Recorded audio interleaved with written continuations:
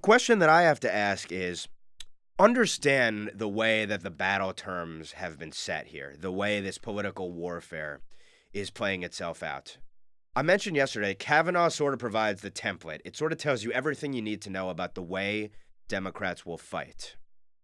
They'll use anything and everything they can claw onto as a means of trying to delegitimize and undermine us. They're trying to swamp us by attacking us from every single direction. And I say us, and I really mean us, we the American people, because this is about abrogating the consent of the governed. It's about violating our will by completely obstructing the process, not in a constitutional way, not in a legitimate way, in a patently illegitimate and unlawful way. They are trying to overwhelm us by attacking from every single side, using every single trick in the book, going off the playbook. So here's the charge that has to be put to Republicans, including those who claim to care about our institutions, our values, our norms, our principles, even those Republicans who really don't like Trump because he upsets their apple cart as well, to a large degree. And that's why I say this goes beyond party, actually. It really goes to the people versus those who are supposed to be our representatives.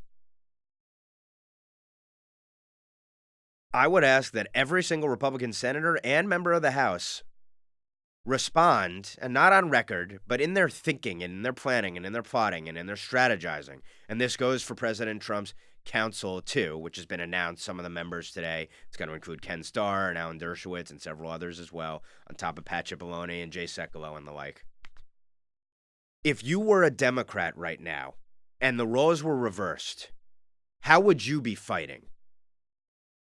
Mitch McConnell, if you were Harry Reid or Nancy Pelosi right now, understanding that you don't want to handicap yourself for future battles when maybe you're in the minority someday, and you want to represent and preserve and protect at least some of the fundamental values that deserve to stand in your institution, how would you act if you were them?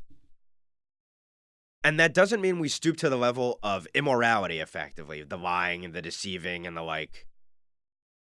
But it does mean that you fight them just as hard as they fight you. Mitch McConnell knows every single rule in the book, and probably rules that haven't been written.